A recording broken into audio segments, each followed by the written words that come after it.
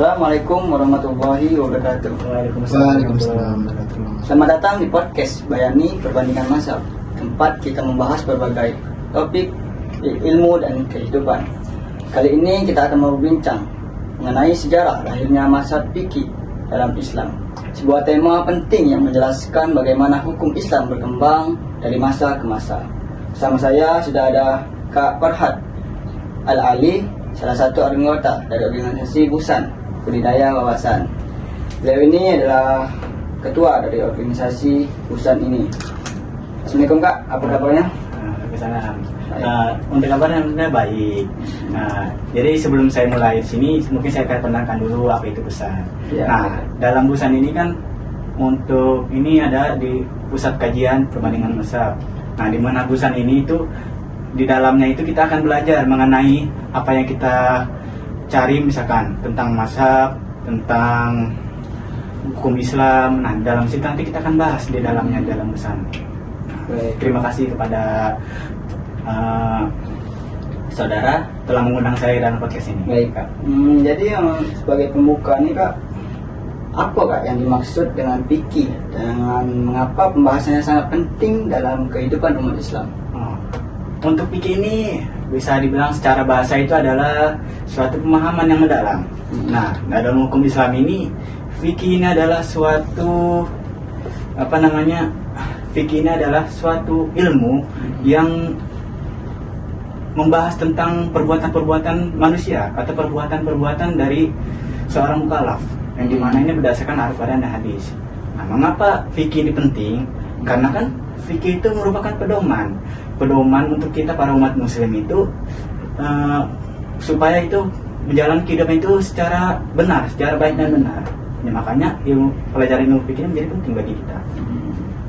Itu kan Kak setelah wafatnya Rasulullah SAW, bagaimana Kak proses awal pengembangan ilmu fikih dimulai di kalangan para sahabat? Untuk setelah Rasulullah SAW ini wafat, pada saat itu kan tidak ada lagi yang menjelaskan suatu masalah hukum selain Nabi Muhammad. Karena muncul masalah baru saat itu yang belum ada pada zaman Nabi, sehingga ini para sahabat ini terdorong untuk melakukan ijtihad. Ijtihad itu apa? Ijtihad itu adalah suatu usaha yang sangat usaha-usaha untuk mencari suatu hukum untuk dijadikan sebuah hukum baru.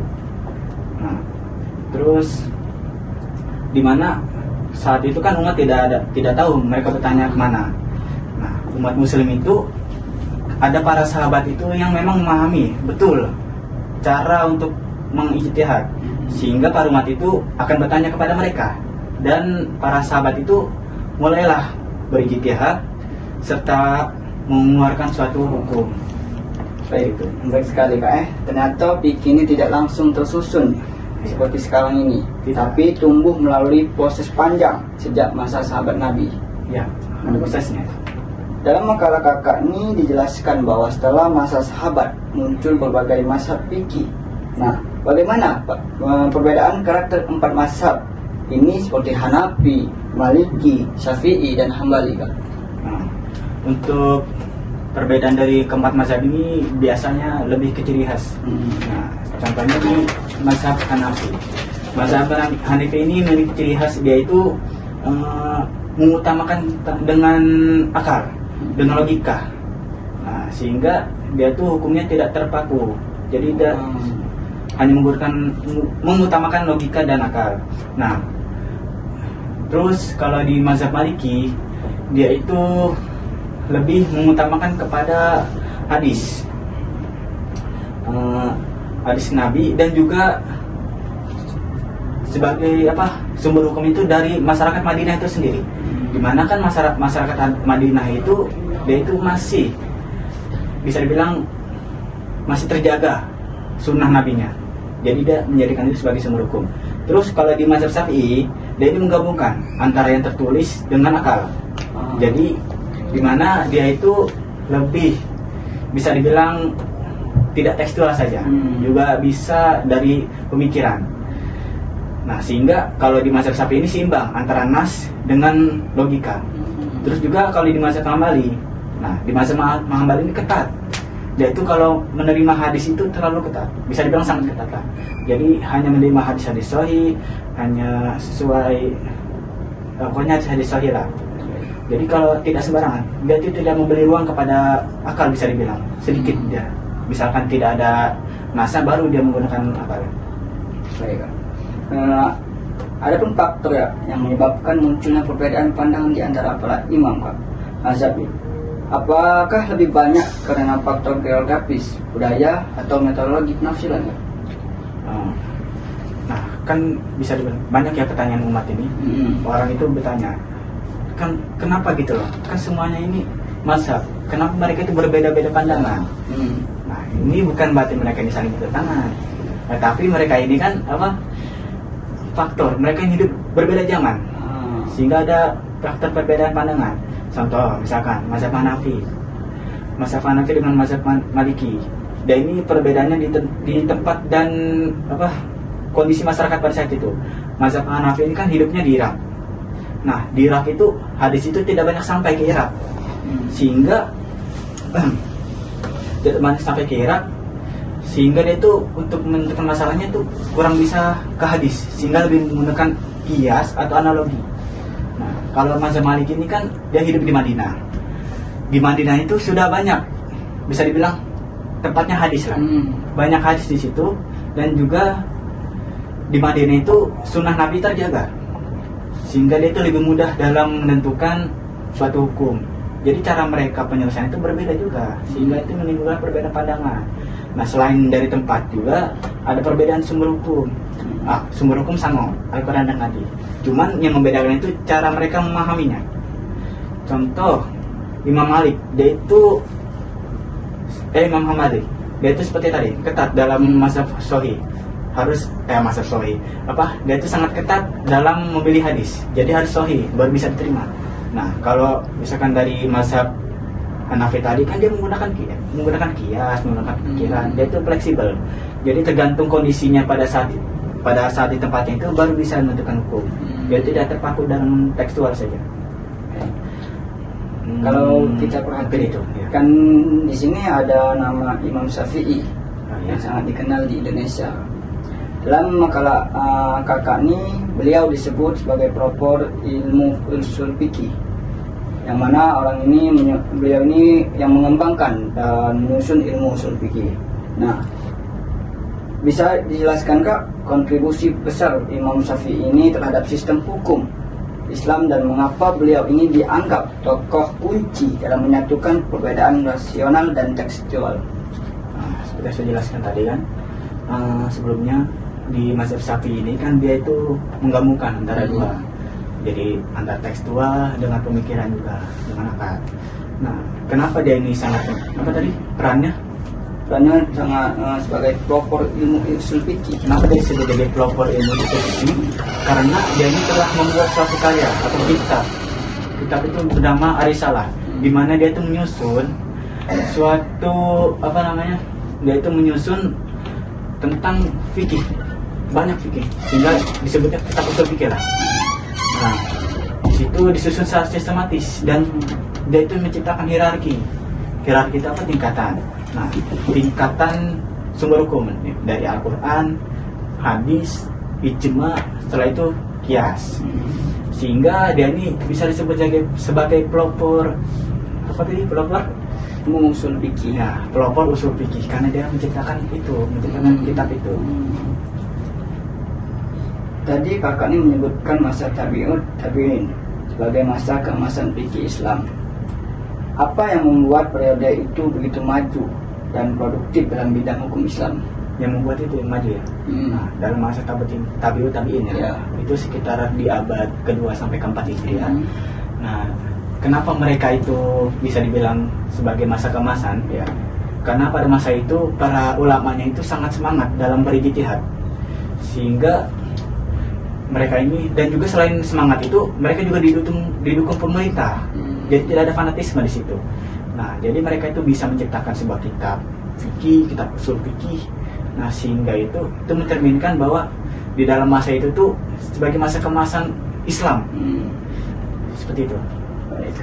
Namun Kak, seiring waktu ijtihad ini mulai meredup dan muncul fanatisme mazhab. Apa faktor utama yang menyebabkan kemunduran ini terjadi Kak? Jadi setelah masa ke masa itu Iya. mereka itu mundur ya, Iya, meredup dan muncullah fanatisme mazhab tadi. nah, itu mungkin karena sebabnya itu karena ya kan sebelumnya itu mereka bersemangat dalam menutup berijtihad. Nah, kalau di masa itu kenapa bisa meredup? Karena itu muncul seseorang yang itu di mana dia itu mengikuti mazhab itu tanpa berpikir lagi. Jadi dia itu tidak mau bilang saya ingin mengikuti mazhab ini, saya tidak mau mengikuti mazhab ini karena mazhab itu salah. Nah, itu namanya fanatisme tadi. Nah, karena sebab itulah sehingga hukum Islam ini menjadi kaku, sehingga jadinya mundur. Jadi bukan masa kemasan lagi, yaitu mundur. Tidak bisa dibilang hancur lah pada masa itu. Karena fanatisme itu. Dari sini kita akan masuk ke pembahasan yang teknis tapi penting Kak, yang tentu yaitu tentang ijma, qiyas dan ijtihad sebagai metode dalam menetapkan hukum Islam. Dalam pembahasan kakak ini bisa dijelaskan apa perbedaan antara ijma syar'i dan ijma sukuti? Ijma syari, Ya. ijma syari dan ijma sukuti. Untuk perbedaannya di mana ijma syari ini, ijma itu kan artinya kesepakatan para ulama. Nah, kalau ijma syari ini adalah ijma yang dimana dia itu seluruh ulama itu sepakat. Jadi tidak ada yang menentang kesepakatan itu, sehingga untuk hukumnya ini menjadi wajib mutlak, harus diikuti lah. Terus kalau ijma sukuti ini, ijma ini tidak semua ulama ini sepakat. Cuman ya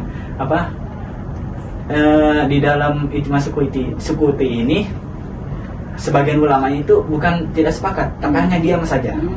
Nah, diam di sini kan bukan bisa berbagai arti, bisa dia sepakat, bisa juga tidak. Sehingga kalau di ijma sukuti ini menjadi zoni, ragu. Jadi hukumnya itu tidak terlalu kuat, masih bisa diperdebatkan. Kemudian Kak, bagaimana peran qiyas dalam membantu para ulama menetapkan hukum terhadap persoalan baru yang tidak disebutkan secara jelas dalam Al-Quran dan hadis? Peran qiyas? Iya. Untuk peran qiyas itu kan, qiyas ini kan itu artinya menyamakan. Menyamakan suatu hukum yang belum ada dalam Al-Quran. Iya. Dan Al-Quran dan hadis. Intinya begitulah. Qiyas itu kan di dalam menyamakan hukum yang sebelumnya itu sudah ada, tapi di dalam yang di zaman sekarang ini kan tidak ada hal yang membahas itu. Sebagai contoh misalkan Homer. Homer itu kan sifatnya memabukkan ya. Nah, di mana qiyas ini berguna? Qiyas ini jadi di zaman pada dulu itu yang Homer itu kan memabukkan. Di zaman sekarang itu Homer ada atau tidak? Homer itu di zaman sekarang ada? Ada berarti. Nah, selain Homer itu adalah yang lain enggak? Selain Homer yang sifatnya memabukkan? Mungkin seperti whisky, sabu. Nah, itu kan sama-sama memabukkan. Nah, sabu dengan whisky ini di zaman dulu itu tidak dibahas, di zaman Nabi itu tidak dibahas, sehingga kita bingung untuk menetapkan hukumnya kan. Nah, diperlukan qiyas ini. Karena ilatnya sama atau sebab akibatnya dalam mengkonsumsi itu sama-sama memabukkan, jadi sama-sama dihukumnya haram. Itu penjelasan yang sangat mencerahkan Kak. Dari sini kita bisa melihat bahwa hukum Islam sebenarnya sangat dinamis dan relevan untuk segala zaman. Baik Kak. Dalam sejarahnya Kak, perbedaan mazhab ini seringkali disalahpahami sebagai perpecahan. Padahal dalam makalah kakak ini disebutkan bahwa perbedaan itu justru menjadi rahmat. Nah, iya, ini saling disalahpahami. Dalam mazhab itu kan ada 4 ya. Iya. Nah, dan ini sering salah pahami karena berbeda pandangan. Perbedaan pandangan itu membuat orang ini bertanya-tanya, loh kenapa mereka bisa berbeda pandangan? Padahal kan mereka ini salah satu tokoh Islam. Nah, sebelum itu kita bahas, kita harus tahu itu mazhab itu apa. Nah, mazhab itu kan suatu hal atau suatu ilmu, atau bisa dibilang orang yang harus diikuti. Iya. Nah, kita ini kan tidak bisa namanya itu menentukan suatu hukum itu langsung dari Al-Quran dan hadis. Iya. Memang kita sehebat apa bisa menentukan itu. Iya, iya. Nah, tentu saja kan hadirnya mazhab ini untuk membuat kita menjadi pilihan. Untuk kita itu bisa memilih. Bisa mempermudah kita dalam memahami hukum Islam lah istilahnya. Iya. Nah, mazhab ini kan ada 4. Ada bisa bukan 4 saja sebenarnya, ada banyak. Nah, cuman yang bertahan sampai sekarang itu ada 4. Ada 4. Iya.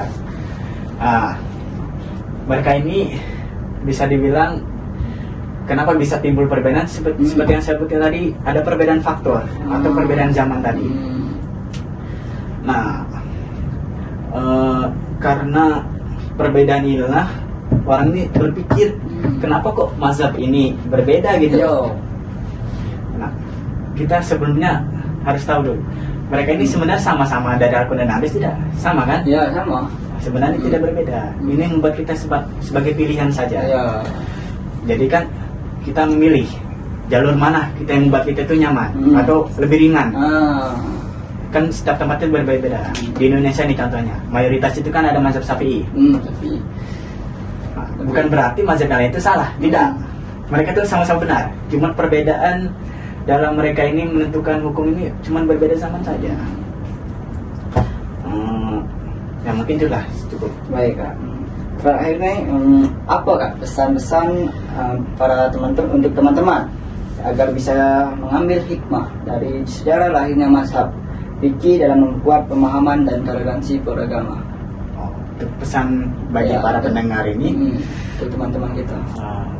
baik bagi teman-teman ini, kita itu kalau misalkan ingin belajar mazhab itu jangan terlalu terfokus satu mazhab. Terus juga jangan menganggap mazhab lain itu salah. Misalkan itu mengikuti mazhab Syafi'i tadi. Ya, Syafi'i. Nah, mazhab lain itu salah. Tidak boleh seperti itu. Kita harus bijak. Karena itulah kita perlu dengan namanya itu belajar mazhab. Karena kita tahu dalam proses mereka itu menentukan suatu hukum pasti ada prosesnya, ada metodenya. Sehingga itu mereka itu bisa menentukan suatu hukum itu sampai dengan zaman sekarang ini. Jadi kita jangan menganggap ajaran itu salah, tidak boleh. Itu tidak boleh kita anggap seperti itu, karena segala sesuatu itu namanya pasti bisa dilihat dari prosesnya. Nah, para mazhab ini sangat bisa dibilang mereka ini sangat panjang prosesnya hingga menentukan suatu hukum sekarang. Jadi kita harus bijak. Tidak boleh namanya bersikap fanatisme tadi. Apa? Tahu fanatisme? Tidak boleh membanding-bandingkan itu Ya, tidak boleh membanding-bandingkan. Tidak boleh mazhab ini benar, tidak boleh. Itu mungkin pesan yang saya sampaikan untuk para teman-teman yang mendengar podcast ini.